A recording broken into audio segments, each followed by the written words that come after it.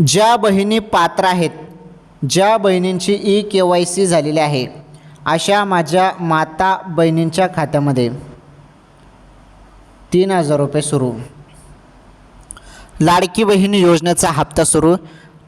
हप्त्याची सर्वजण वाट बघत होते. एक एक अपडेट तुम्हाला आपल्या चॅनलवर पाहायला मिळत असते. हे बघा, माझ्या माता बहिणींनो, ई-KYC तुमची बाकी असेल तर तेवढी करून घ्या बरं, कारण कंपल्सरी सर्वांना ई-KYC आहे. असं नाही की काही बहिणींना नाही, सर्वांनाच आहे.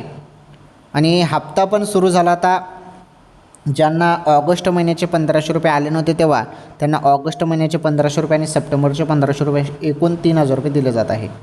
आणि ज्यांना सर्व हप्ते मिळाले होते त्यांना